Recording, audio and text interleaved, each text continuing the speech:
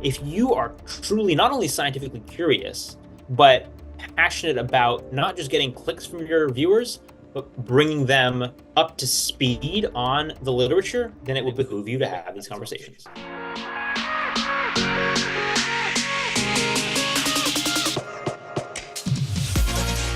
What's up, everybody? Welcome back to the show. Before I kick it over to Nick for an intro, this podcast, I guess the impetus or the reason for this podcast, I made a reel, and I'm speaking directly to you too, Nick. Made a reel about, what's her fucking name? Steak and Butter Gal's blood work. And, Okay. She had made a reel about, hey, I was vegan, this is my blood work. I went carnivore, this is my blood work. And naturally, her LDL went through the roof through that transition. And, obviously no mention to some of the stuff we're going to talk about now. I made a post being like, hey, like, we're not really sure that's a good thing, let's just say. And it for my size of an audience, air quote, blew up. And 99% of the comments were, as comments go, like wildly unproductive. But there were a couple of people bringing up what we're going to talk about today, lean mass hyperresponder context. And the irony is, like, when I was having this discussion with people in the comment section, I was privy to your Oreo paper. I read the Oreo paper. We're going to talk about the Oreo paper.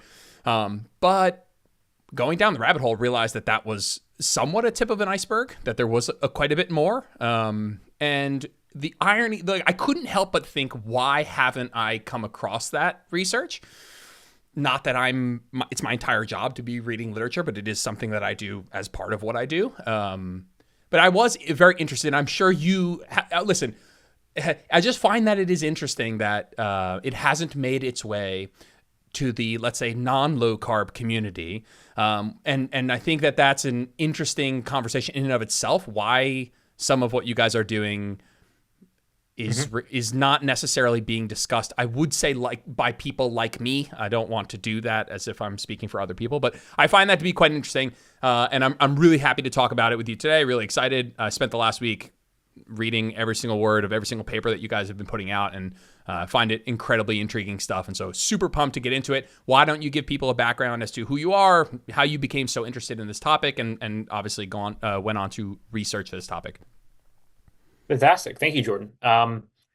Yeah, so for my background, my academic background, I did my undergrad at Dartmouth in cell bio and biochemistry before going to Oxford to do my PhD in metabolism, before going to Harvard to do my MD, where I am now finishing up my final year of my medical doctorate. Now, along that journey, like, I always knew my whole life I wanted to do science. I wanted to be a physician. In fact, I grew up in a household with two MD, PhD parents. Like, medicine and Western medicine is not foreign to me, and I hold the highest respect for Western medicine. Now, that said, along my journey, I was struck by my own health issues, the centerpiece of which was inflammatory bowel disease, specifically ulcerative colitis. It really took me out of commission starting at the end of college and really at the beginning of grad school, where I had a precipitous decline in health and quality of life. I went from being a competitive athlete, marathon runner, calisthenic athlete. I had like push-up records, and I was a high-achieving academician.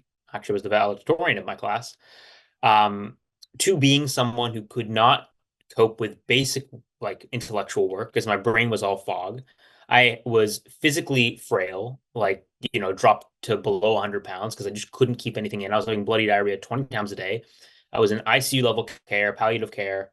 I remember just spending days at the John Radcliffe Hospital in the NHS near Oxford, just like in bed, exhausted, and so tired that getting up and going to the bathroom literally felt like marathons used to. So over the course of a couple of years, you could see my health just plummeted. And bear in mind, I had access to the best medical systems, or presumed to be best medical systems in the world, and had intellectual and familial resources that gave me every single opportunity to access the top that Western medicine has to offer. And we can do some amazing things with Western medicine. Not knocking it. We really can, like, do some pretty incredible things. However, when it comes to chronic metabolic diseases, including things like inflammatory bowel diseases, I think Western medicine misses the boat on the fact that we don't tend to address metabolic health conditions with metabolic health interventions. We can dig into why that is, because it does have to do with more than just people liking pills, for example. It's all about the research infrastructure, what evidence we have, why it's hard to conduct certain studies, et cetera, et cetera. But the fact of the matter is, I personally got to that point that a lot of patients get to, which is extreme desperation. And when you're desperate, you will try anything. So I started trying anything, and I tried every diet you can imagine: low FODMAP, specific carbohydrate, paleo, vegan, vegetarian, pescatarian, yada yada. Eventually, I tried a ketogenic diet. I was incredibly skeptical, but I had nothing to lose. And phenomenally for me, my inflammatory markers dropped along with feeling so much better. And then the next time I got a colonoscopy, I was in biopsy-proven remission. So that is my personal foray into what I consider metabolic health. I like to be transparent about it because as much as I like to say I can separate, my practices and my health from my interpretation of the literature, none of us are completely unbiased. So that's my story. Take it for what it's worth. But when I did cut out carbs and go keto, my LDL went through the roof. On a mixed diet, it was in the 90s. It had never been high.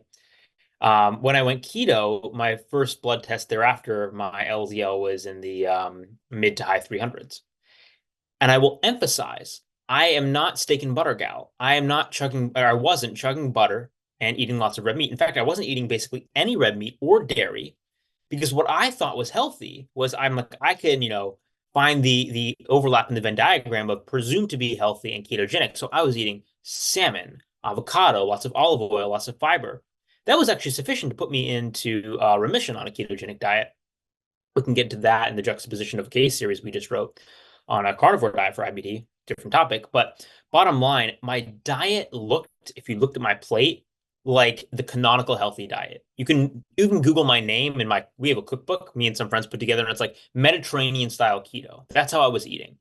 Nevertheless, my LDL did go through the roof. And for me, while that was scary at the time, this was in 2019, it was also thought provoking because it's like, I'm looking at my plate, I'm looking at my labs, what's going on here? And so that's what really drew me into the metabolic health space, long story short. Obviously, there's a lot of dominoes to fall after that, but tend to be long-winded, so I'm going to zip it and throw it back to you. No, that's good. That's good. Funny. I also nodded along with just your experience. I, at some point, I don't know, 2015 maybe? I don't even know anymore. 2016, spent an entire year in ketosis, went keto, and I probably had one meal for my future brother-in-law's birthday where just had maybe a dessert bender, but other than that, 365 days in keto, pricking blood every day, just, and what we can, it's not about my story, but also have a blood work analysis from that time with an LDL of like 375. And I can't really say that was independently a reason for me ultimately shifting back to a more balanced approach. But yeah, I have that same scenario of being, what I would have from the outside looking in deemed metabolically healthy, fit, athletic, training in the gym, doing sports, whatever, but also having an LDL that looks like something serious is going wrong. So absolutely understand that experience and have seen that as well. So what I'd like to do is, for the listener, we're going to be talking about LDL cholesterol, ApoB, and its risk factor for heart disease given specific populations. And Nick has done a lot of research on a specific population that we're going to talk about in a second. But I'd like to almost set the scene a little bit with, I don't want to say a traditional approach because you're not actually discounting what we're going to talk about as far as the lipid hypothesis. But I'd like to set the scene with, what is the lipid hypothesis? Let's define LDL and ApoB, and let's talk about their role as per the lipid hypothesis in the development of heart disease as we know it. Right. Because that's such a big topic, I want to focus on defining LDL and ApoB, those two big players, and then just really getting people to understand what causal means and what it does not mean. Because I actually think, like when I've observed, I think that is a nucleus of confusion on both sides. So let's unpack that. So LDL and ApoB. LDL refers to lipoprotein particles. So the cholesterol that's circulating around your blood can be on different particles. It can be on the HDL family of particles and the LDL family of particles. Now, LDL cholesterol is the cholesterol carried by those particles. Hopefully that's clear. And ApoB is the apolipoprotein on that LDL lineage of particles. There are other particles that include ApoB, in different forms of ApoB. We're talking about ApoB 100, a little bit of a nuance there, but there's LP little a, yada, yada, yada. But for the sake of simplicity, we're talking about we have LDL particles, and ApoB is a measure of the number of particles that are around. And those are presumed to be, quote, atherogenic, contributing to heart disease in a causal manner. Now, what is meant by causal? Causal means, as I would interpret it, and I think it's pretty straightforward, it's part of the causal cascade of development of plaques in coronary arteries. What I want to distinguish causal from is important. Now, I'm not saying ApoB and LDL aren't important, but causality is not a measure of importance. At a very high level, right? If you have a causal cascade and you want to undermine the endpoint, you could address any point in the causal cascade and hopefully reduce risk. So that is true. Like all things being equal on a population level, you reduce your ApoB and your risk of cardiovascular disease will go down. But there are added layers here in a real world setting. First of all, the absolute risk is context dependent. So even if one person with a given ApoB is at a higher risk than they would otherwise be with a lower ApoB, if that risk, that absolute increase in risk is very, very small, then it might not be that important to address as compared to other factors. And it's also important to consider when you're doing an intervention to lower LDL and to lower ApoB, it's basically impossible to hit one biomarker in isolation. So there are going to be other things you're modifying. If you're modifying diet, for example, let's take my case as an example. If I came off keto, my LDL will go down. I've shown that before, even with Oreo cookies. But I would then be at high risk for ulcerative colitis flares, going back into the ICU, being inflamed, my quality of life would tank. The chronic inflammation would probably increase my risk of colorectal cancer. Like there's a lot of trade-offs there. So I think it's important when we talk about ApoB and this idea of you hear, quote, lower is better. It's with respect to what? And let's say, okay, cardiovascular disease. And then what is the absolute gain from reducing it? And how are you reducing it? And what are the trade-offs there? Could I poke into that just real quick? Because I think as a general understanding of that there are trade-offs and compared to what and at what cost, and we're looking for net positives here. Everything is about an increase in net health. The common interventions that one might suggest for lowering ApoB are ones, not all, but the ones that jump to my mind are ones that you would also nod along with. They're like, yeah, those are probably a good idea anyway, And I'm not saying you would agree that those are always a good idea for everyone, but we're talking about, getting to a healthy body weight. We're talking about improving, building muscle, improving cardiovascular health, maybe potentially eating more fiber, maybe potentially lowering saturated fat, maybe, lowering refined sugar intake, maybe. So, talking about it being a net positive, are there, you're kind of posing the question of like, okay, but there might be a cost to some of these things. Most of those, to me, at least for a discussion today, sound like, yeah, those are actually net positives, period. They're going to come with other actually really good stuff. It's not so much that they're going to be good in lowering ApoB, but bad for something else. They sound generally like they'd be good for other things too. Generally. So I think it's important not to conflate what might be like the average good advice for the general person and the general population, and then for a given individual. And this is where I think people get hung up on our work, because I come to this from the angle of a scientist, where some of the work we're doing, it refers to a particular population, but a population that I think reflects truths about underlying human physiology that are best demonstrated by looking at an extreme, which we do all the time in medicine. Talk about Brown and Goldstein, won the Nobel Prize for studying really what's a 1 in 1 million genetic condition. So just because something's rare doesn't mean it doesn't have something to teach us. And in studying this lean mass hyperresponder phenotype, which we'll define, you are presented with what appear to be paradoxes. So you were talking about, for example, healthier interventions probably leading to better cholesterol metrics, or presumed to be better cholesterol metrics. Well, then what do you do with data when I say, okay, if you have a lean mass hyperresponder and they get more active, they do more cardio, their LDL goes up, versus being sedentary, their LDL will go down, or even Oreo cookies, their LDL goes down. There's a juxtaposition of what's presumed to be an unhealthy intervention and a, quote, good outcome. And I think That's what I'm poking at more from a scientific perspective, obviously not putting any value judgment, or at least good value judgment, on some of the interventions like, say, eating Oreo cookies. But in there lies a truth, I think, which is looking at cholesterol, including LDL and ApoB, as a litmus test of good overall health can be problematic.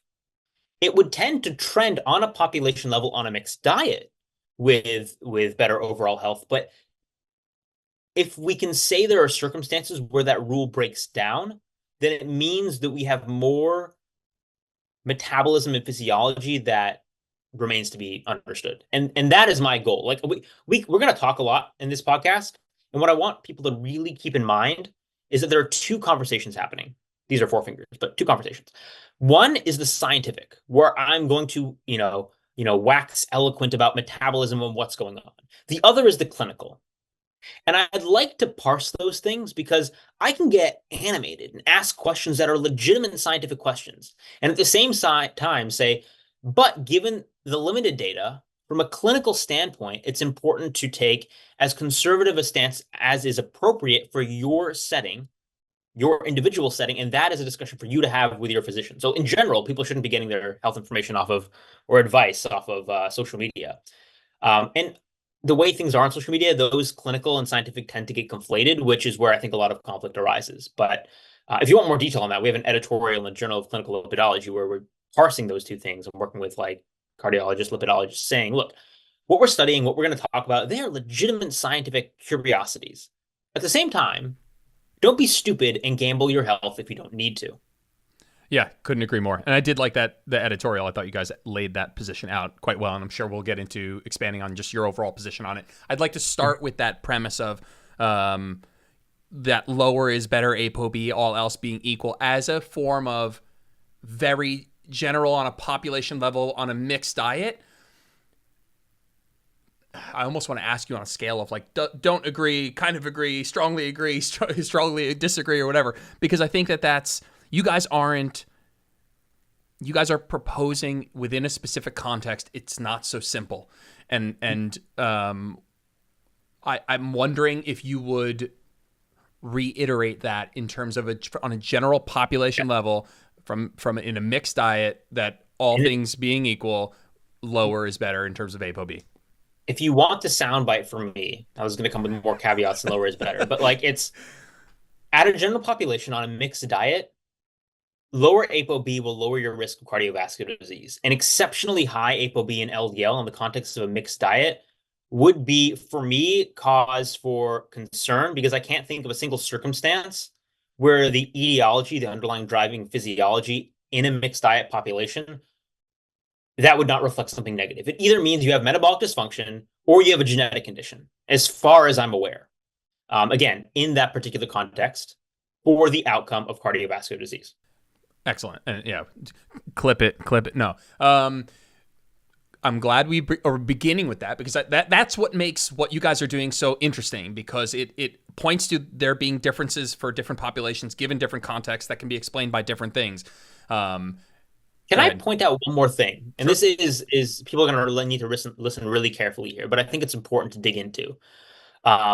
Because I can see even people on quote my side. I know we don't like the whole your side, my side thing, but what people tend to go to is population level data that actually shows lower ApoB, like very low, is associated with worse health outcomes, including worse all-cause mortality. And that is a true association. But like all things, these come with nuances. So there's a video on my YouTube. I don't know if you saw it, but it was ApoB, LDL, and all-cause mortality. And it was actually breaking down some of these graphs. So there's this one graph where you say see a U-shaped curve where at lowish, ApoB is the lowest all-cause mortality, but you go lower and all-cause mortality goes up, which begs the question, is lower actually better for all-cause mortality, which I think we care more about than just cardiovascular disease? And what I kind of do and break it down, the total hat tip here to Professor William Cromwell, because I got these insights from him. He's a lipidologist who we work with.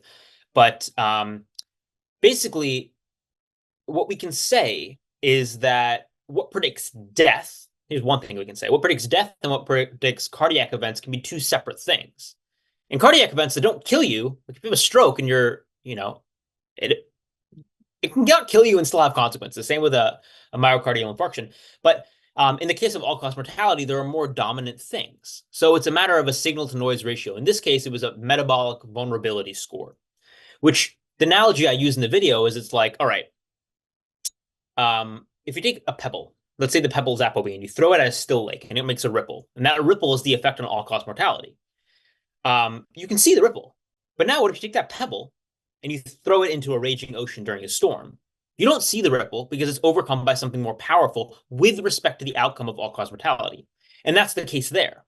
So where you see these patterns that on a population level, say this U-shaped curve, it looks like lower ApoB associates with worse all-cause mortality. I think it's more a function of the fact that ApoB is not a good predictor of death, but that doesn't mean it's not a good predictor of cardiovascular disease. And two, that there are more powerful things that are confusing the relationship. And in fact, what you find is if you account for these or proxies for these, what you can have this U-shaped curve for all-cause mortality actually linearize.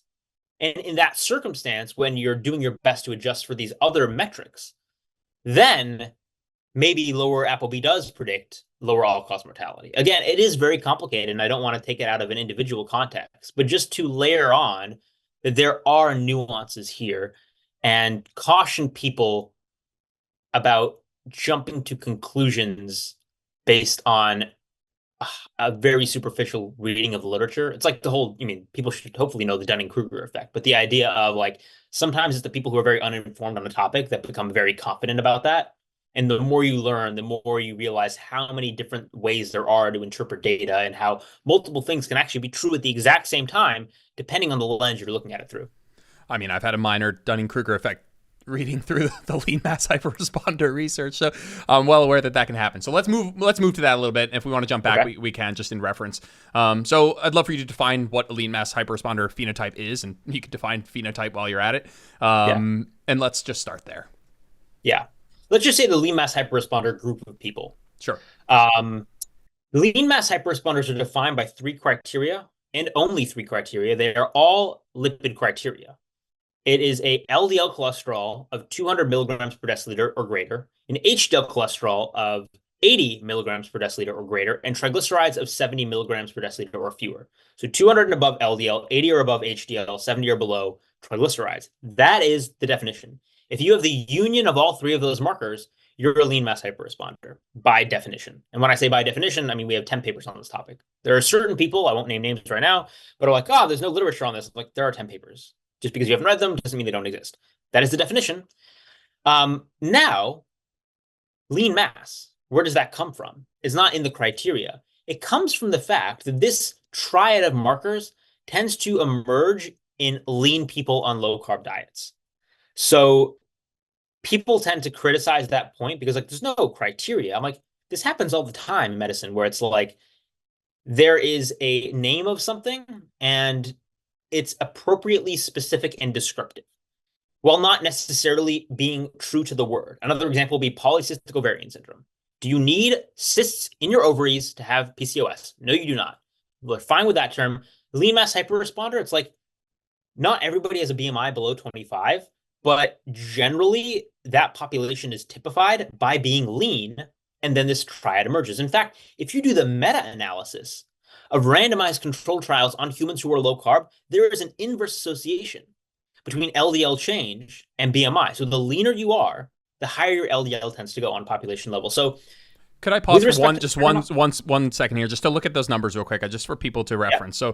So what you're saying is here's a person with what looks like, or what is compared to, you know, more traditional looking at LDL, really high LDL, incredibly high LDL, right, over 200, an HDL over 80, also, you know, high, but, you know, most people are, but well, that's the good kind. And then low triglycerides. And so HDL and triglycerides, you know, getting a thumbs up from your doctor, and the LDL getting a what the fuck's going on scenario. But those three markers make up what a lean mass hyperresponder is. But it just so, what you're saying is it just so happens that people who have these three markers tend to also be lean people on carb restricted diets. Yeah, not only that, but like I get a lot of emails of various cases from clinicians because more and more people are becoming aware of our work. Thank you, Oreos. But like I'll get an email from a clinician who's like, I had a patient whose BMI, this is a real case, for example, BMI was 43.2. So well into yeah, class two, class three obesity range. Their LDL was 80. Just congenitally, they had low LDL. You can have pretty profound obesity and have low LDL. It's totally possible. They went keto, and for months to years, their LDL remained pretty low. It remained 80. They were actually very successful with their weight loss. They reversed prediabetes. They dropped their BMI down into the 20s. And right around 25, something funny happened. Their LDL did a hairpin turn and it shot up to over 200. So, what do you do with that? Let's say you're the clinician treating this patient. It's like, wait, everything was going great. And this person just got to a point where they were too lean. And then their LDL went from 80 to like, without a change in diet. It's not like they just started like they hit a BMI of 26, 25, and then like, I'm going to trade all the PUFA in my diet for butter. No, it didn't happen. This change is a function of them getting to a lean state. And we see this in individuals. If I gain weight, if I gain body fat, my LDL goes down. If I lose body fat, my LDL goes up. In fact, ironically, the highest LDL I ever had, which was 545. 545, for context, is like, I have told this number to colleagues, including senior attendings at Harvard Medical School. They think I'm joking. They think I'm either mistaken, I'm a silly med student and I didn't read the test right, or that I'm lying just because they've never seen numbers this high. That is profoundly rare. I can't even like you tell a doctor an LDL of 545, they'll be like, nah, this doesn't. So anyway, that happened to me, but it happened under the circumstances. This is the funny part. Of it was early on in the process. I wasn't sure what the levers were, and I was actually trying to reduce my LDL. So I was on a ketogenic diet, and I cut out all dietary cholesterol, or almost all dietary cholesterol. There's the only time in my life I was only eating egg whites, cut out the yolks, wasn't eating any dairy or red meat. But as a function of cutting out those foods, I lost a little bit of weight. So my LDL went up. So again, it presents these weird curiosities, which you see I'm getting animated. This is my scientific mind getting animated. In the moment, I'm like, holy crap. This isn't something I'm comfortable with as the person who is the subject with that LDL. It's like, I'm not, you can accuse me of, I guess, wanting people can accuse you of whatever, but it's like, bear in mind where my incentives are. The number one incentive is to not kill myself or not kill family members, including my mom, who's a lean mass hyper-responder too. Like, I don't want to be flippant about these kind of things. But anyway, No, I forgot even what question I was answering. No, we're on track here. I feel for the listener, what we're dealing with here is two parallel things. We have a group of people that, by all accounts, barring one, are in good health.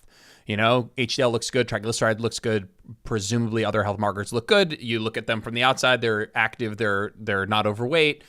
But this one marker, LDL, that everybody knows, the bad cholesterol, this thing has now been jacked up. So we have people that are already in that state that have this phenotype, this sort of group of characteristics.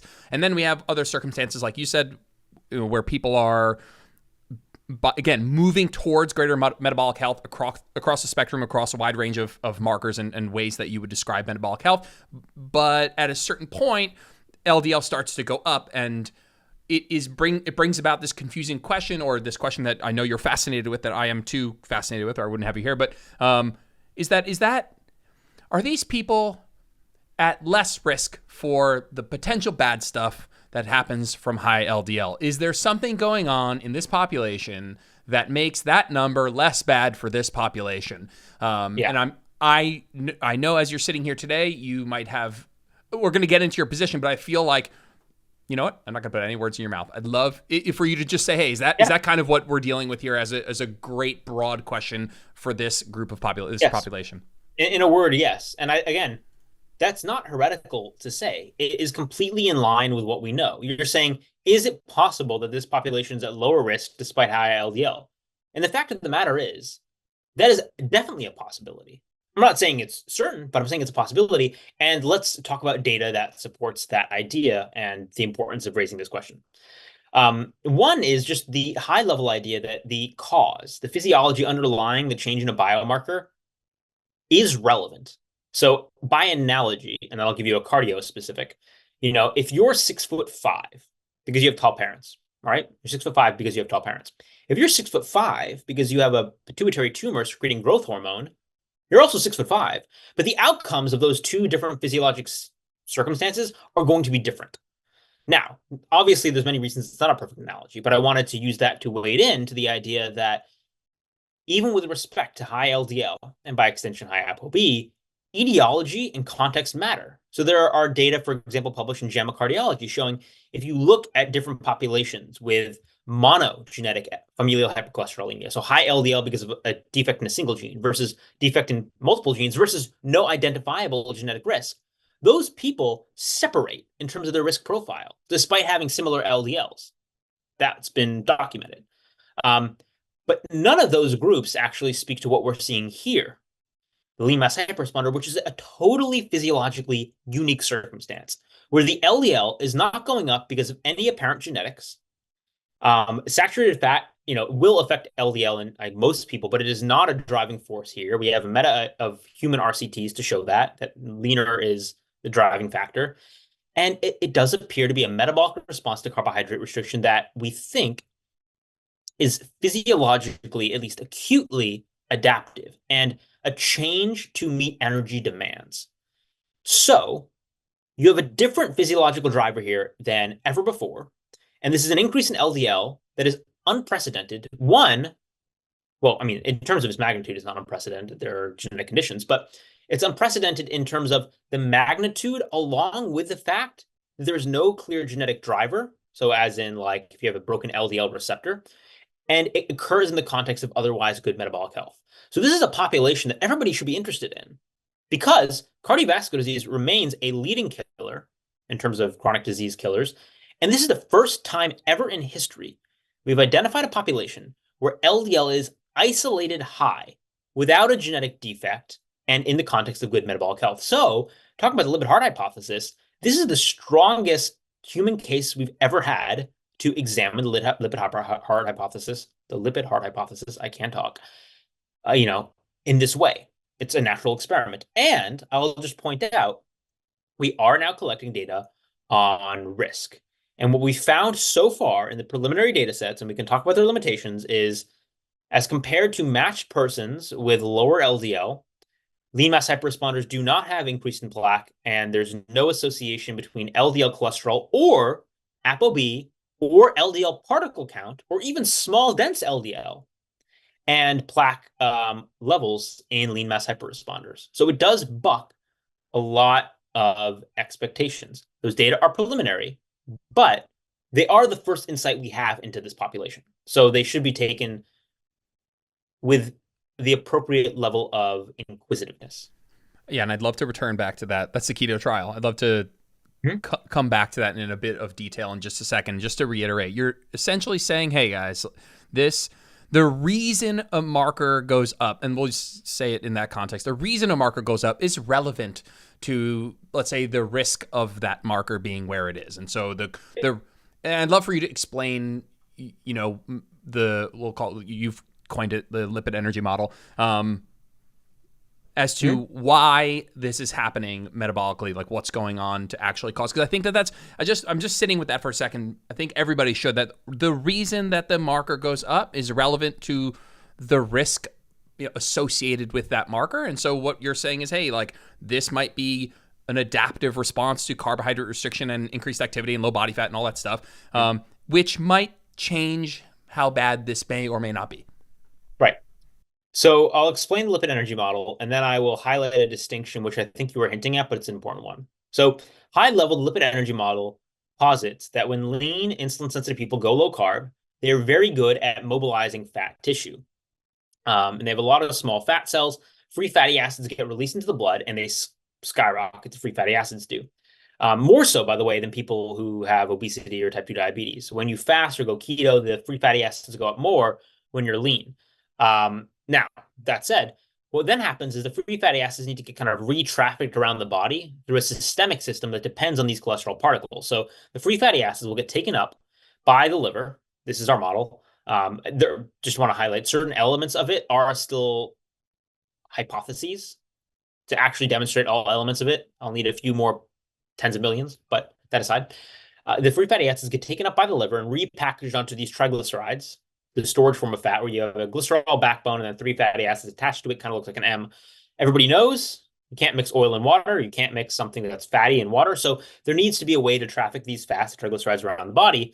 They get packaged aboard these VLDL, these very low density lipoprotein particles, these big spheres that are shipped out from the liver and deliver the triglycerides back to muscle tissue and to replenish fat tissue. And they get turned over, these VLDL do, by an enzyme, lipoprotein lipase, which sucks the triglycerides out of the VLDL very quickly. So when we're thinking about this triad, the turnover of the VLDL, the sucking out of the triglycerides, will drop the triglycerides. All right, one element to the triad. Now, as you suck the core out of the VLDL, the big VLDL sphere shrinks into a smaller sphere called an LDL particle. And LDLs stick around longer, so your LDLs goes up while your VLDL actually don't go up. These tend to stay very low. So now triglycerides are low, LDL is high. Where did the HDL come in? Well, when you shrink this VLDL sphere down to a smaller sphere, it loses surface area too. And there's cholesterol in the shell that gets picked up by HDL particles.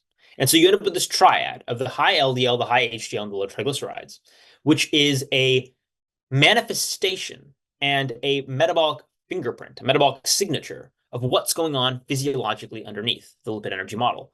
And it's very useful because it's a model that allows us to make certain predictions. For example, if you add back carbs to the mix, then the gas pedal on the lipid energy model is relieved, LDL goes down. All things being equal, if you increase energy demands, what does the lipid energy model say? Flywheel spins faster. Should LDL go up? Yes, in fact, it does. Things like that. So that is the model in a nutshell. I'm going to do a disgusting oversimplification, just disgusting, disrespectful oversimplification here, but reducing carbohydrate in a lean active person increases fat utilization. There's transport of fats to places where it's needed. And during that process, what is remained after the fat is extracted by whatever needs it is an LDL particle that now lives in you for a longer period of time. And at any given point when I'm testing your LDL, because that's what's happening to you to kind of fuel, let's say, exercise or just daily activity or whatever, at any given point, LDL is going to be much, much, much, much higher. Yeah, that wasn't disgustingly over. I mean, here's the thing with oversimplification. Is it still an accurate statement? And I would say, on the whole, your description was accurate. I would just add, though, and you weren't incorrect here, but just to clarify, when we say the LDL particle sticks around longer, I mean longer than the VLDL. Yes. In fact, I think the LDL particle would stick around for less time than a person on a mixed diet or somebody with metabolic dysfunction. Which the reason I bring up that nuance is because clearance of LDL particles is relevant. And what we see in lean mass hyperresponders is this high LDL cholesterol, this high LDL particle count, but steady state levels don't necessarily reveal flux. So things could be fluxing through the system really, really quickly, which could have relevance to actually accumulation of plaque or lack of accumulation of plaque. So by analogy, again, you notice I like analogies. If you have a funnel, you can increase the neck of the funnel. You can increase the diameter so water runs out faster and still increase the steady state levels in the funnel if you're pouring in things faster. So one thing that doesn't get pictured in lean mass hyperresponders is what is the degree of actual flux of these particles. And I would suspect they're very, very high flux. That makes sense. What is the relevance? So the lack of carb restriction is relevant because it means that you are going to be utilizing more fat for fuel. This process is going to be relied upon more. What's the relevance of being lean? And I know that that is a strong point you're making. Was, hey, that is more an association with these markers. It's not necessarily what a lean mass hyperresponder is clinically, but it is what they are in real life most of the time. So what is the relevance of being, normal BMI on the leaner side? Yeah, I think very high level leaner people are more able to do this metabolic shift towards fat burning. So we can see this in some of the data with respect to you take a lean person and a person with obesity and you fast them, who has the bigger increase in free fatty acids? It's the lean person. So it's kind of funny because if you take someone, say, with type 2 diabetes and you look at their steady state, free fatty acid levels versus a healthy person on a mixed diet, it's a person with diabetes and metabolic dysfunction that has the higher fatty acids. But you can say this almost kind of flips with a lean person going in low carb. They just really get into fat burning mode. And that's been shown in the literature.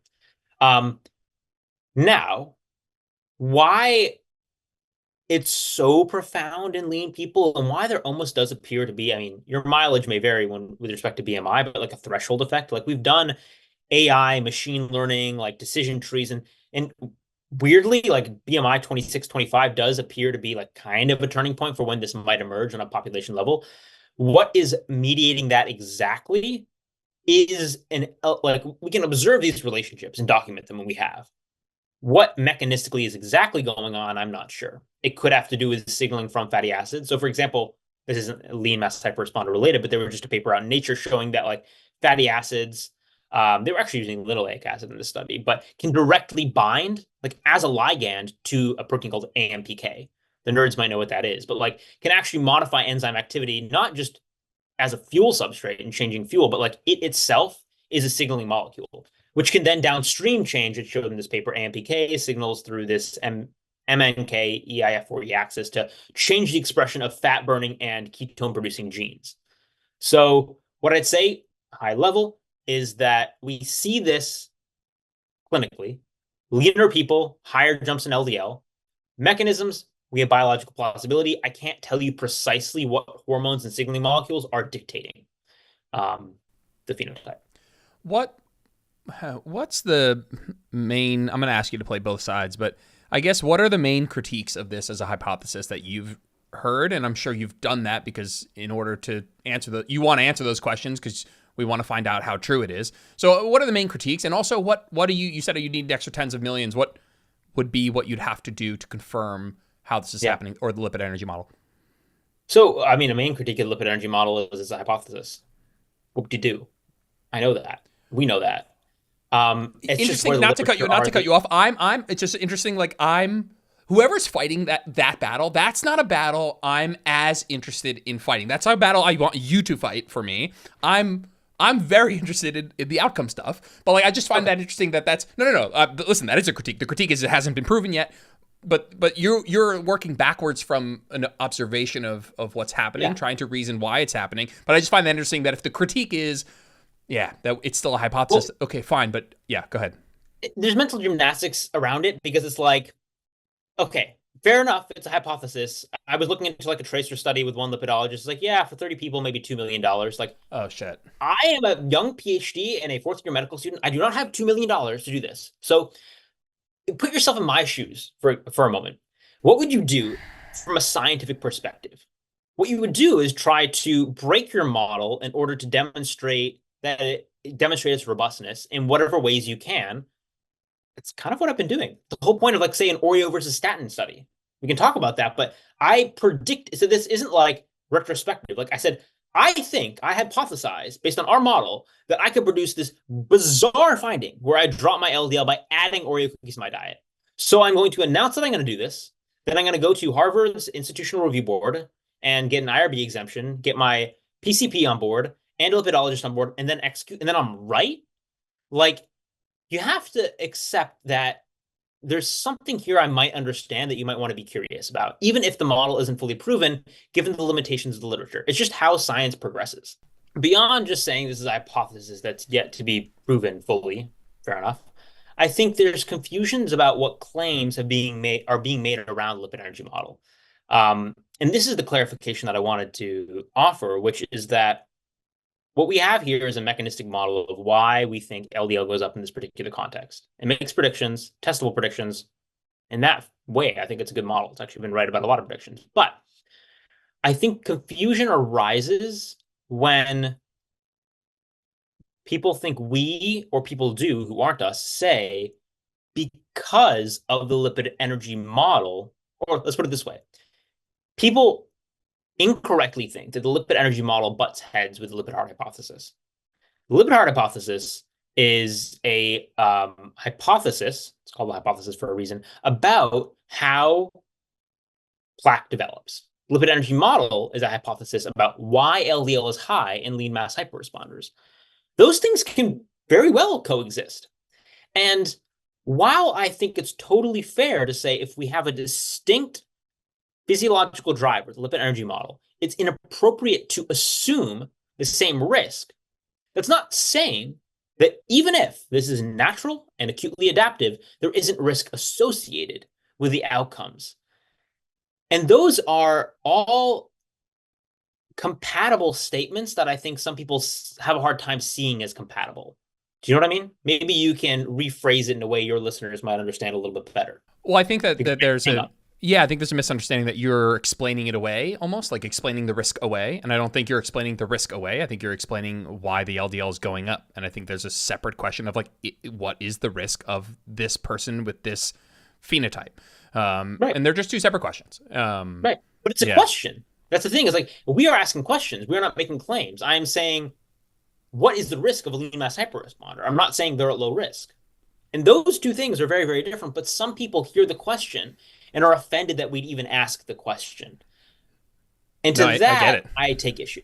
Yeah, no, I see it. And I sought it out upon my own dive into the research. I sought out those a little bit ruffled by it, and I found it, and it existed. So I want to. It's funny. I have a before we move on, I want to look at some of the research. I don't know if this is your quote that I pulled from the end of the 2022 paper or my summary that I wrote, but we can summarize. We'll do a less disgusting simplification of the lipid energy model, and then we can move to some of the research. I think.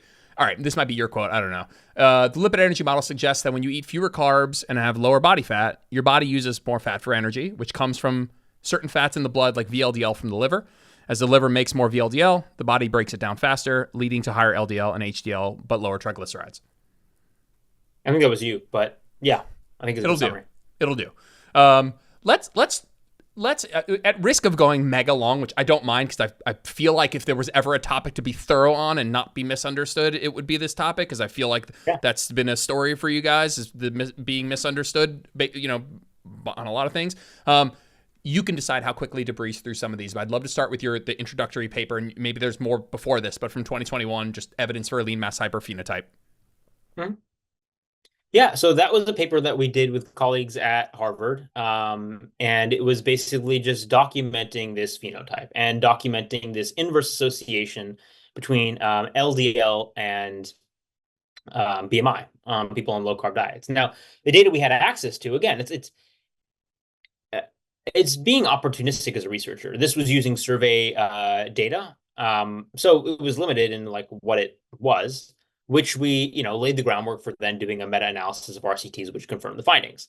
But this was our first time documenting in the literature the lean mass hyperresponder phenotype, saying this is what it is. Here's evidence for it. And also, we had a case series. If people look at table 4 in that paper, which was a clinician using the principles of the lipid energy model, basically carb add back, to treat his patients with high LDL with extreme efficacy. I think the first person in that trial, I think their initials were IA, or their pseudo initials, and you can ask me why think I'm right about that. But his LDL dropped, I think, from 665 to 185. And so, yeah, I mean, like, even then and to date, clinicians are applying principles of the lipid energy model, our knowledge, to our models to treat patients with high LDL who can't afford to come off or to consume carbohydrates. So that was paper 1. Yeah, essentially, you saw in this population that the healthier they were, the higher the LDL, and that heavier people saw less of an LDL increase. Presumably, they were losing weight. We've now actually accounted for that in future studies, and like it's about what weight you're at, not about a weight delta. Cool. So yeah. Awesome. So that was not preliminary, but that was like proving or being able to identify the phenotype and starting to draw some of these, or at least that inverse association between leanness and LDL. What would you move to next if we're speaking chronologically? Would you go to that 2022 paper, or could we jump to the Oreo paper? We can jump around. Yeah, I mean, the Oreo paper is nice to start a conversation around because it's what people are aware of. And there's a purpose to that. And I like when people bring it up, because even though on the surface it sounds frivolous, it's like, wait, what is this N equals 1 person doing with the Oreos, and what does this really demonstrate? The point that you or people in general have heard about that, but not all the other literature, is the point of the paper. The objective was to do a metabolic demonstration that was extreme but legitimate, and get people to turn their heads and go, this is weird. Some people are going to say it's just, media trash. But the fact of the matter is, what happened was we did, or I did, a crossover trial where I had a very tightly controlled, locked in ketogenic diet. Then I added Oreos to that diet, 12 Oreo cookies per day for about 2 weeks, then did a washout period for 3 months to reset, and then took 20 milligrams of a high intensity statin, Crestor, for 6 weeks with an IRB exemption from Harvard, with my PCP on board, ordering labs, going directly into my electronic medical record, and with a lipidologist on board. And then we published the findings. So you can look at all of that. And the fact of the matter is, it doesn't matter if it's an N equals one. The fact of the matter is this was a predictable outcome, even though it presents itself as paradoxical. Now, I want to be clear. In this paper, I put no value judgment on LDL, but no value judgment on statins. But any person with a basic emotional intelligence would know how people are going to react to it.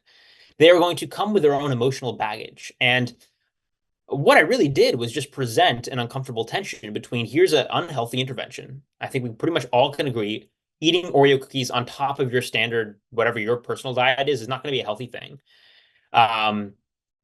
And there was an outcome that is presumed to be healthy. So bad intervention, good outcome. You need to reconcile that. And I do say you, because that is the tension that is implicitly posed. And the reaction could be, oh, I'm going to layer on some value judgment. I'm going to say that Nick is saying XYZ about statins or LDL when I'm not. If you do that, take responsibility for what you're doing. All I'm saying is, here's something curious. And what I wanted people to do, and I think a lot of people did, was sit with that curiosity and just say, wow, this is interesting. Now I'm going to go down the rabbit hole. It sounds like you were one of those people, and realize, well, actually, there's a decent body of literature that is also growing behind this. Maybe we should have a discussion. So long story short, the purpose of Oreo versus statin was to start a discussion, which we are now having. It was to get you in this seat right now. I mean, not particularly, but it had the exact desired effect of that paper. Ironically, there's papers prior to it and afterwards that I have not seen until reading this one and going down a rabbit hole. So it had exactly the desired effect for the listener. Essentially, you were eating your regular standard ketogenic diet, presumably as a lean mass hyperresponder, had higher LDL, and your intervention was, I'm going to eat more Oreos, and my prediction is my LDL is going to come down because of what we were talking about before, lipid energy model. You're like, hey, I'm eating more carbs. I'm not in ketosis presumably anymore, or much less. And because I'm not in a carb restricted state, I don't have that increase of utilization of fats, and that's going to bring the LDL down. And then you had a washout period. You just stopped, went back to your regular diet to bring LDL back to where it normally is, and then began a separate arm of this study where you took a statin and compared the LDL lowering effect of adding Oreos into your diet, or let's just say adding carbohydrates into your diet. Oreos is good and emotive as a, air quote, unhealthy food, which is smart. Essentially like, hey, I'm going to add carbohydrates back to my diet. I'm going to watch my LDL go down, or I'm going to, and I'm going to see if it is more or whatever comparable to taking, a very popular lipid lowering drug. And again, like you said, and I'm just reiterating that for the listener, myself included, you're like, hey, I added Oreos to my diet, presumably something that just like you can spin contexts in which Oreos are like a helpful food for a certain context, for sure, of course. But very generally speaking, adding Oreos to your diet, not a healthful intervention to your life. And it produced an outcome that by all accounts was positive. My LDL went down. Am I healthier, or was this a net positive, or what does this mean, or how do we look at the benefit of one, the downside of another? And like you said, that is what it was meant to do, is just pose that question of what just happened, and what was that a good thing? What have you seen as like a fallout response to that paper? Yeah, well, first I'll just say we didn't actually quantify the relative effects. The Oreos were twice as potent as the statin. So the Oreos lowered my LDL 71% in 16 days. The statin lowered my LDL by 32.5% over many weeks. So the Oreos were actually more effective. The fallout has been, okay, there have been some trolls. I'm not concerned about them. People are going to make the jokes. But like you said, it is opened up conversations. I'm having conversations with people outside the low carb community who have taken the time to get interested and listen and talk, yourself included. I had a 5-hour podcast with Simon Hill. I even sat down with Professor Walter Willett, one of the most cited nutrition researchers in the world, very prominent in the plant-based community. I went to his house. We talked about Oreos. So people are willing to talk about this because anybody who's genuinely scientifically curious about metabolism should be interested in this. This is just interesting. So it has opened up a lot of doors. I will also say maybe an unexpected fallout was the degree to which this is produced clinical results. And what I mean by that is, you know, there have been a lot of people like you, and a lot of them have been clinicians. And when a clinician stumbles upon this, if they have lean mass hyperresponder patients, they now have a different tool to leverage in managing those patients. So there are literally clinicians saying, oh, wow, I had this patient, didn't know what they were. Now I know what they are, and I'm not treating with a statin, I'm treating with sweet potatoes. And their LDL has now plummeted, probably more than it would have with the statin, and they are happy because they're not on a medication, and I'm happy because their ApoB is managed. So positive results with respect to discussions publicly, clinical results privately, and also collaborations that will hopefully result in more high-grade research in the future.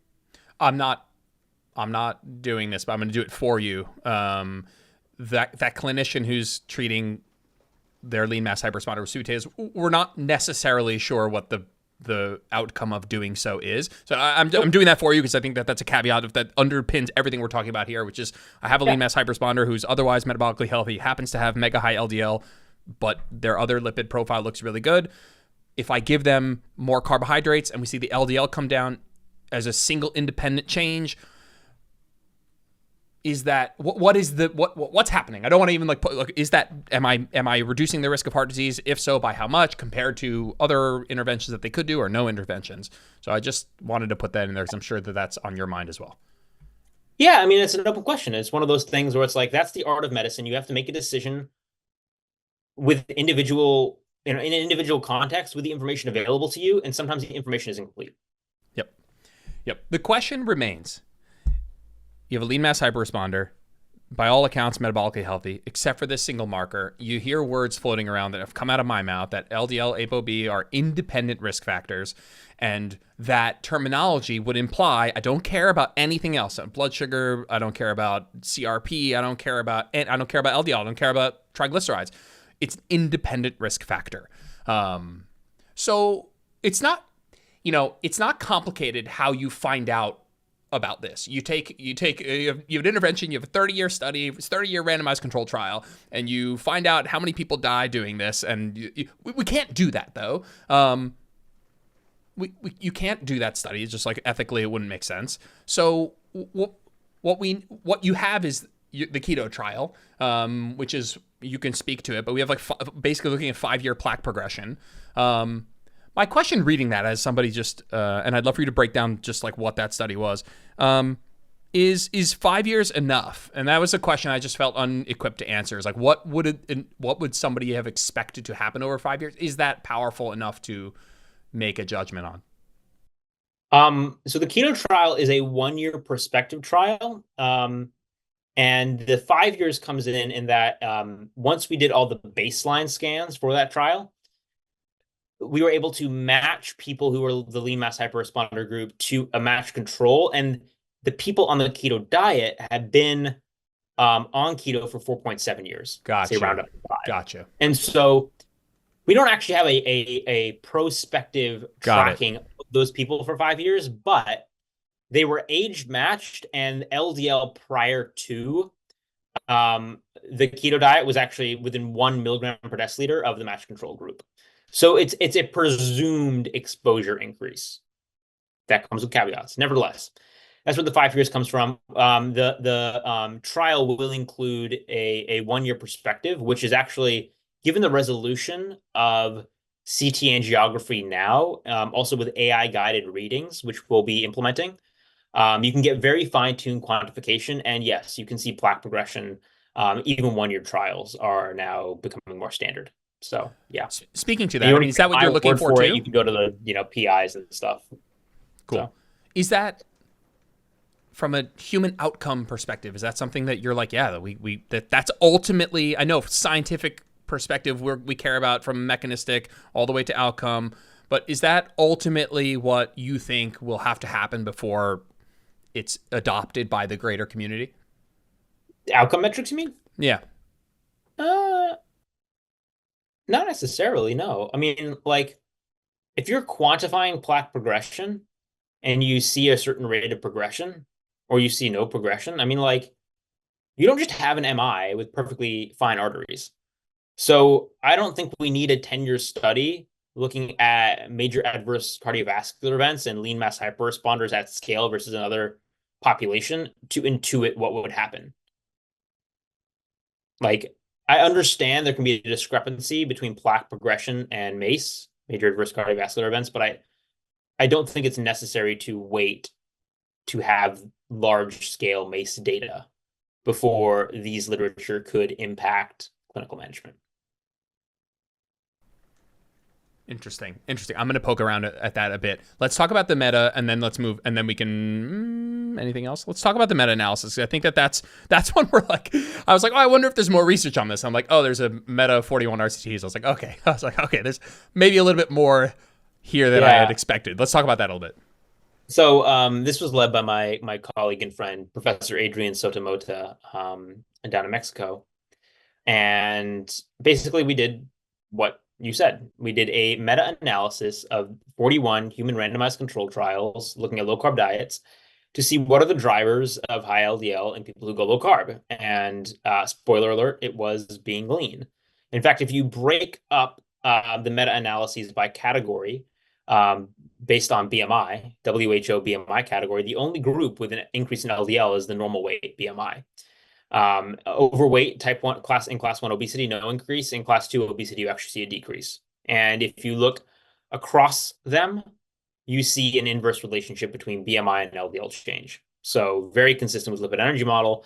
And also, if you compare it to saturated fat intake, which we had individual participant level data, we could do that. Just being a normal, well, I guess lean BMI, since lean is no longer normal, of under 25, had a more than five-fold predictive effect on LDL increase versus being in like the top fraction of saturated fat intake. So that's not saying saturated fat doesn't affect it, but like the BMI predominated. That was the main finding of the meta.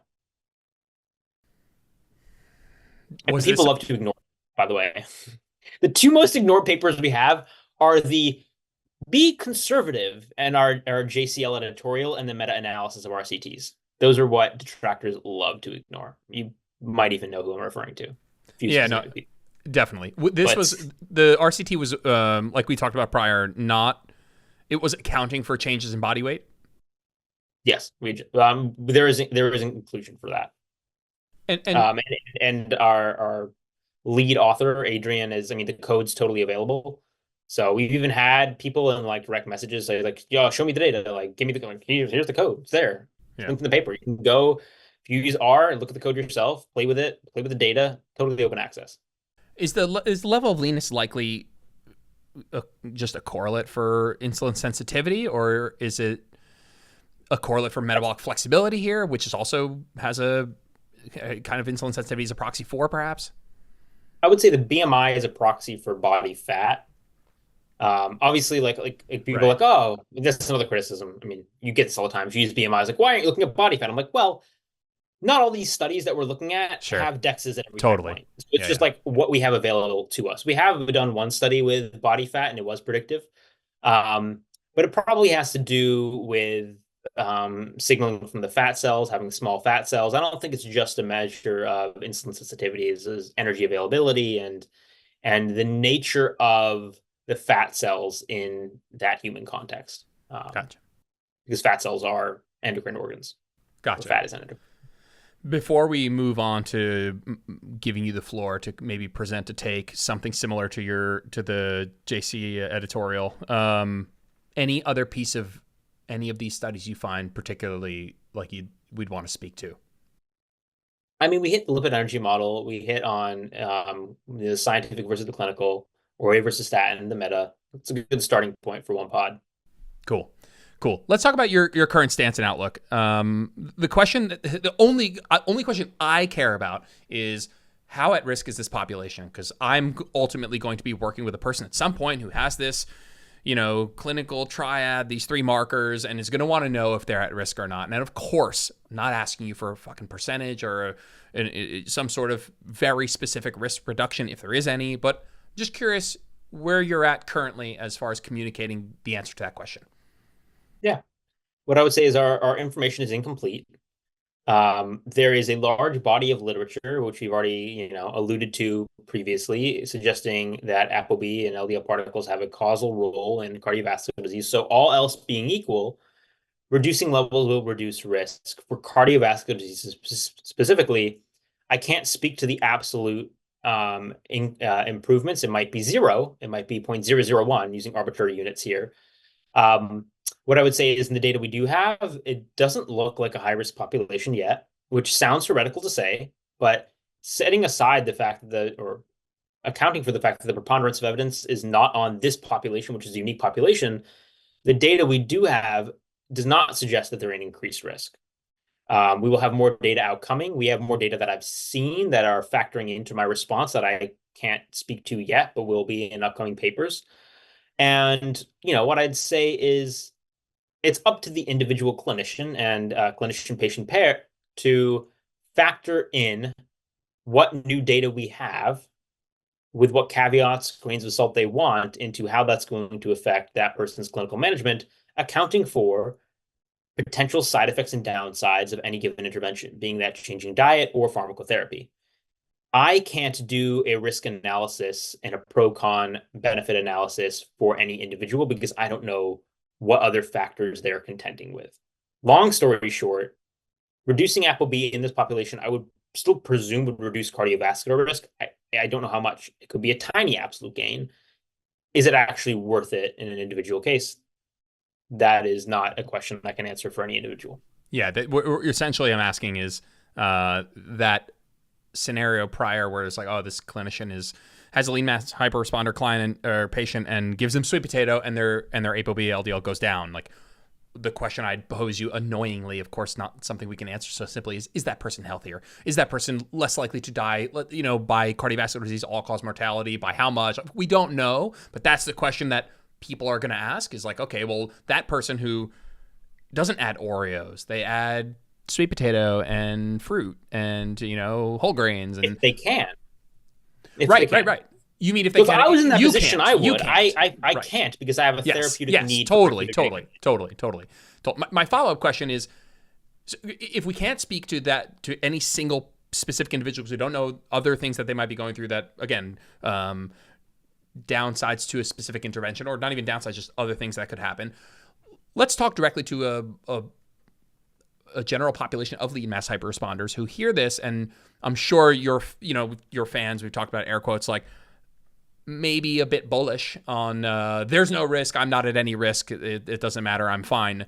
What would you recommend to that person? What would you suggest to somebody who is a lean mass hyperresponder? Best practices. How do you do this the most intelligent way? What can I do to mitigate my risk if, for this population?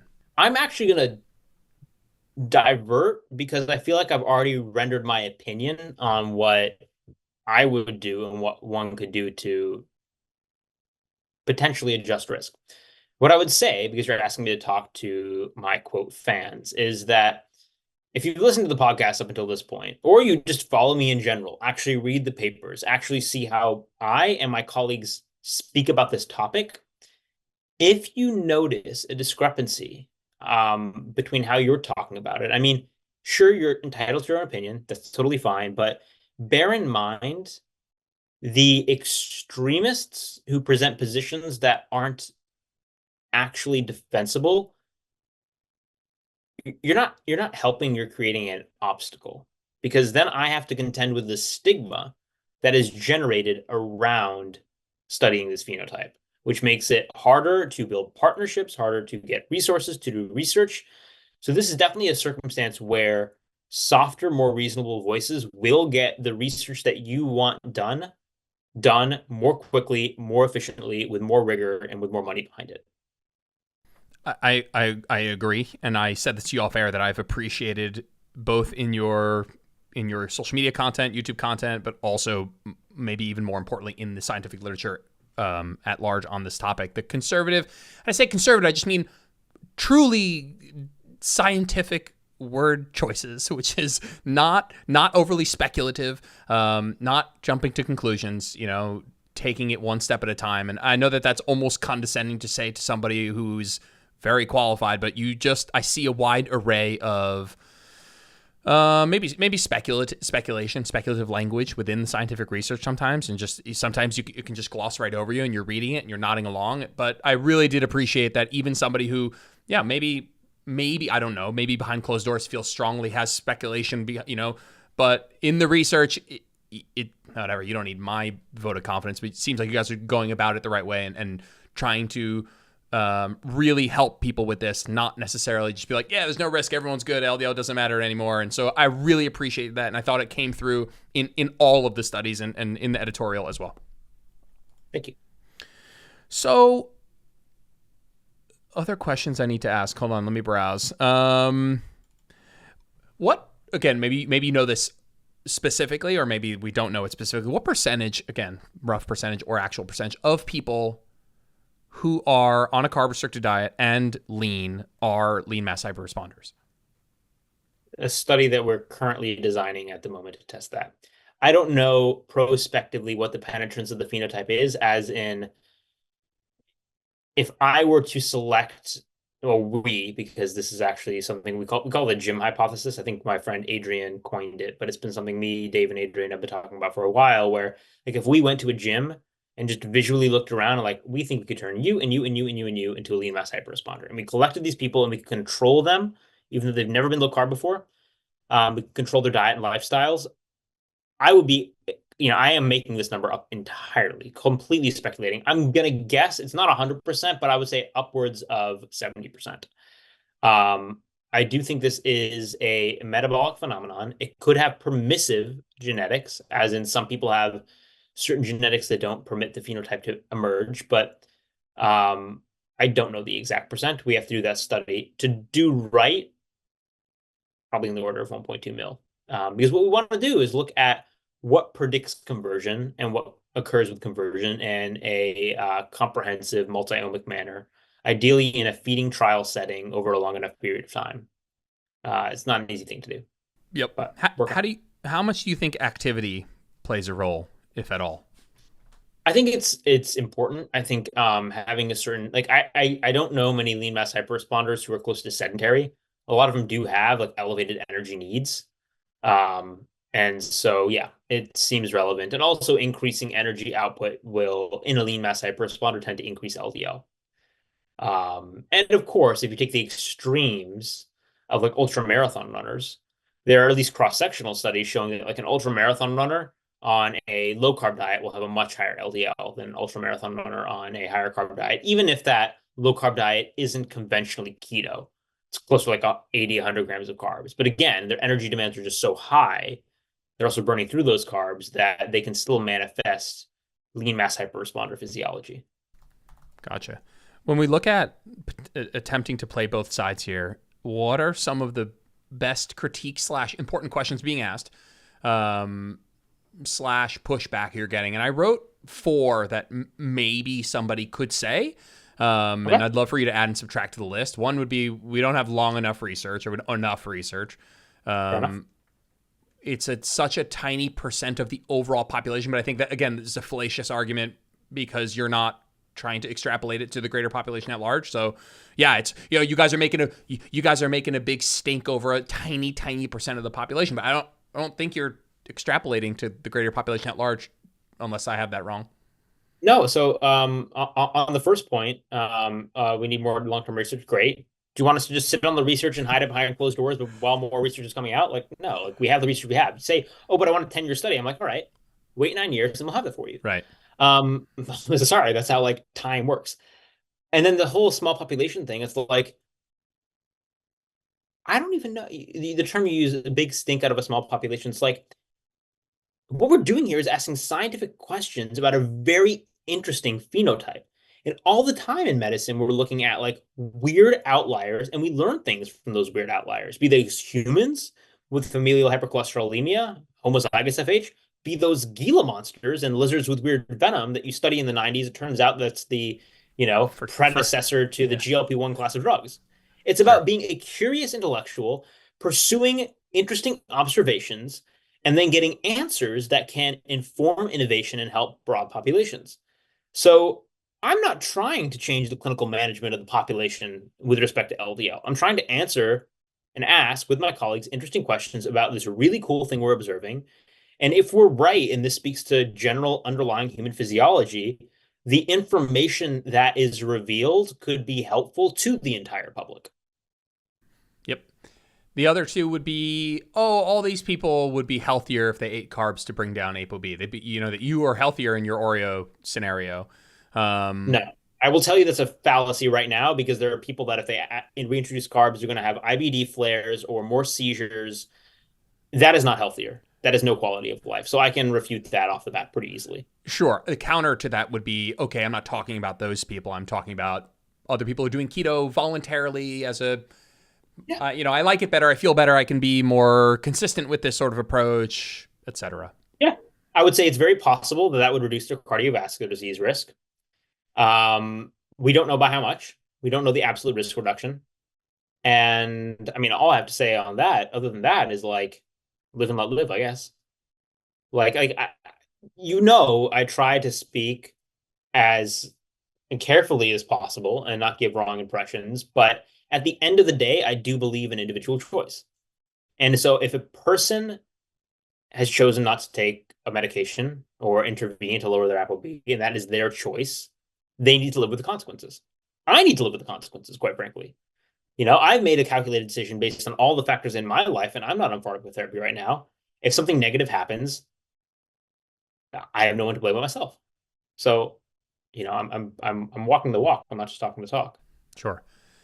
Another critique would be, again, vague. Long term, air quote, Paul Saladino interjects with long term ketosis probably isn't best long term anyway. So this doesn't really matter because insert hormones, insert electrolytes, insert, I don't know what his arguments are. But again, I don't even need you to speak to that one because as it came out of my mouth, I put it firmly. I'll just say it's like the whole idea of it may not, like it may not, and it may Yeah, be perfectly reasonable. sure, I do sure. think there is something, so at a high level, to like cyclic catabolic and anabolic phases, fasting and feeding, including like fasting from carbohydrates and refeeding. There's something about that that does make sense. Biology works on cycles. Refeeding, including with carbohydrates, could have positive anabolic effects, in systems throughout the body, including the brain. One can speculate. But at the end of the day, it's about what the person wants to do that makes them feel well. So, taking this into real world context, some people do very well on ketogenic diets for different conditions, be it mental health conditions, epilepsy, neurological disorders, autoimmune inflammatory disorders.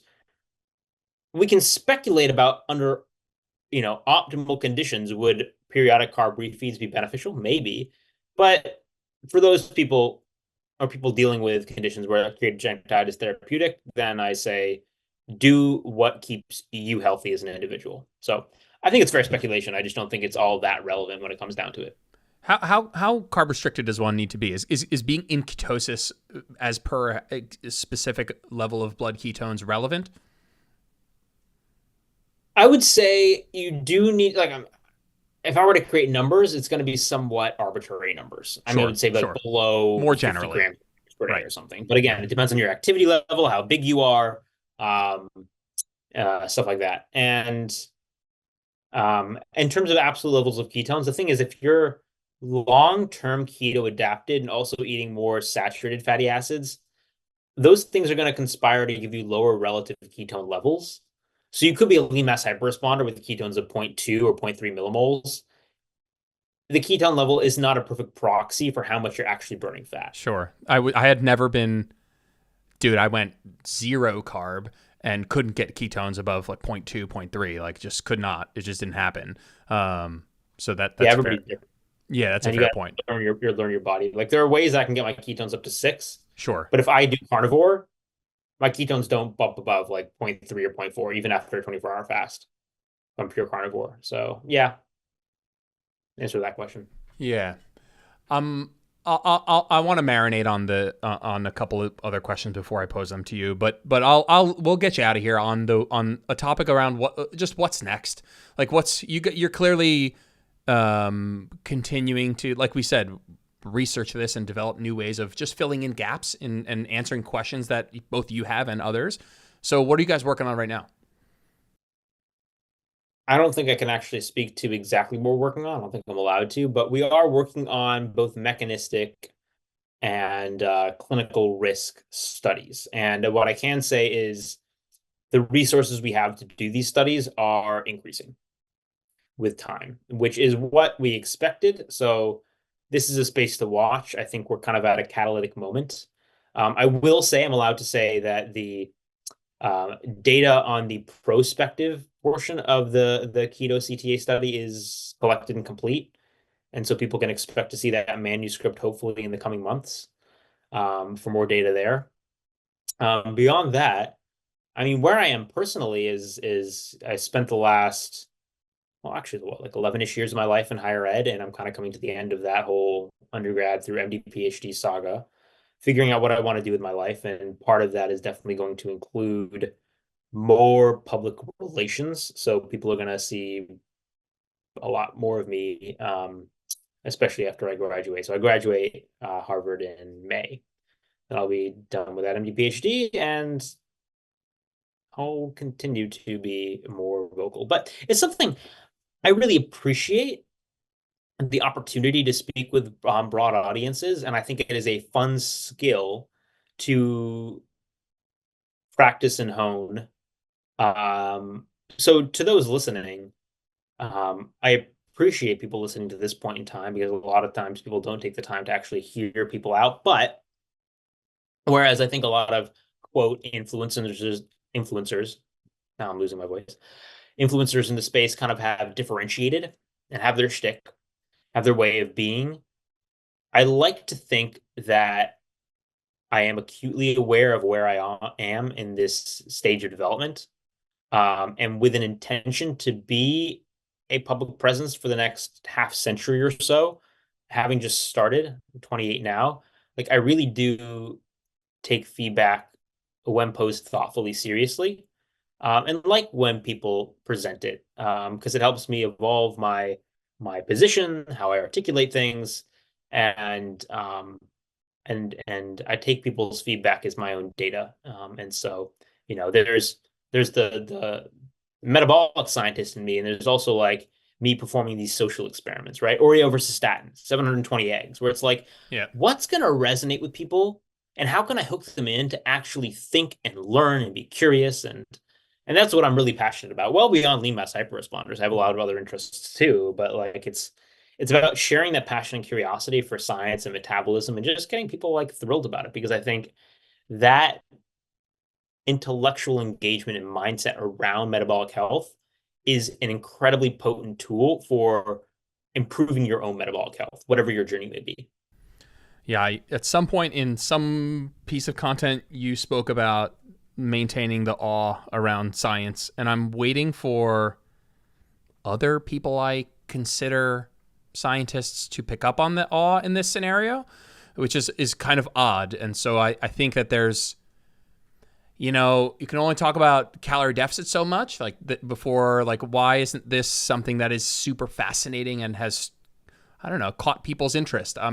People much larger than me and larger than you in this space. I'm it's a bit bothersome, and it has affected me a little bit in the last week or so. Why am I? Why has this been my foray into this literature, and why hasn't it been something we can talk about? We won't need to name names, but big names have made videos about the Oreo study, and yeah, where is the intrigue? Where is the diving into? Obviously, that is a paper has its own inspiration and its own purpose, but yeah, I'm just slightly disappointed that it's not something that's at least being discussed by, I don't know, larger accounts. Other people I would hope would have that same awe.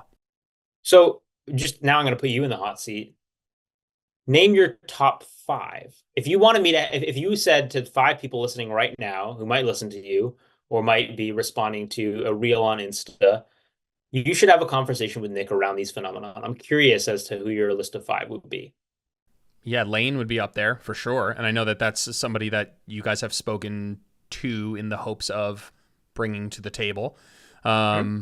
Atia is on that Hmm. list as another person I have seen you guys hope to maybe bring to the table in some way. And then I know you guys have had corresponded in some way. Um, yeah, Nadolski's an interesting one. Again, I'm picking names I know that you have mentioned, but like, I'm not so sure that is somebody in this context. Actually, I think he has his own way of. I don't think he doesn't strike me as somebody who's making content out of like intellectual curiosity. I haven't gotten that vibe. He's not someone who's like breaking down studies every day and like just more of a on the meme side of things, which whatever.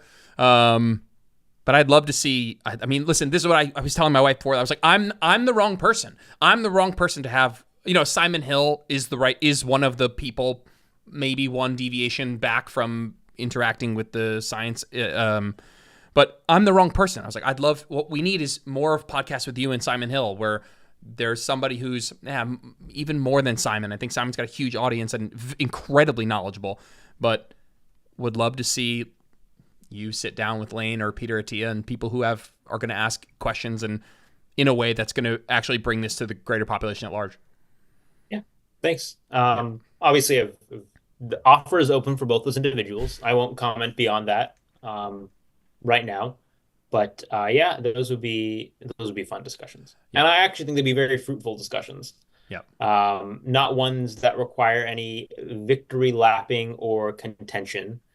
Um, I think people listening up until this point, if they do follow those individuals, you can reflect on like how they might think that it might be a controversial discussion or that like what I've tried to say more to Lane than to Peter. I've had very infrequent correspondences with Peter, just one or two, through a medium. But you'd be surprised about what quote concessions you could get out of me. I don't even want to call them concessions because they're not changes of positions. The positions I've had all along. But it's about platforming nuance and what we're actually saying versus amplifying caricatures of what you think we are, either intentionally or unintentionally. I know at least in one circumstance it was done quite intentionally, overlooking things like the meta of our CTs, our JCL editorial, etc. Nevertheless, if you are truly not only scientifically curious, but passionate about not just getting clicks from your viewers, but bringing them up to speed on the literature, then it would behoove you to have these conversations. Yeah. So I honestly think both those conversations will happen over time. It just might take a little bit of time for certain people to warm up given certain histories.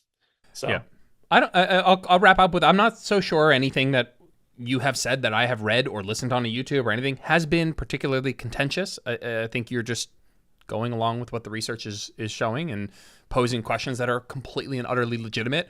I'm sitting here as somebody who's coming from maybe consuming a bit more on that side of the content, but incredibly intrigued by what you guys are doing. And just I'm also just interested in the answer to the question of like, are these people at a greater risk? Is I have people that go keto that come to me that have crazy high LDL and are have been told previously, all right, well that you should make modifications to your diet to bring your LDL down, even though you feel great and everything else is going great. And I think that there's man, if all that can happen is we can give people another way of living a happy, healthy life, and that this can be a route for people if it is reducing risk in a net positive way, then that's awesome. I mean, that personally, that my only dog in the fight is, will this information ultimately help me help a specific individual? I know other people may feel like they have other things that they do, but yeah, I'm interested because I know that there will be people I'll come into contact with who this can be a viable option for them, and I hope that more research elucidates the truth to that question. yeah, agreed. Cool. All right, man. You've been super generous with your time. I'll tag in everything. You gave me a bunch of links. I'm going to link all the studies. If there's anything else that I miss, you'll let me know and I'll put it in the show notes. That's awesome. Thank you so much, Jordan. Nick, where can people learn more a bit about you? About what you guys are Um, doing, yeah, all your stuff. you can find me at Nick Norwitz, NickNorwitz. Basically on any social. There's not another Nick Norwitz on the planet that I'm aware of, so I'm easy to find. For a list of our papers, if you go to nicknorwitz.com, there's a publication page there. It's like 40 papers there you can review. I'm really enjoying doing YouTube breakdowns on all sorts of different things. This morning's was on bile acids binding receptors in the brain affecting depression. The last one was on lactate in the brain affecting anxiety. So like I genuinely enjoy like reading cell science and nature and then trying to figure out ways to communicate it. So if you like the kind of stuff, I try to keep them to like around 10-ish minutes. But yeah, engage with me. Like I said, I'm generally new to social media and very, very happy to get feedback and evolve. Thank you.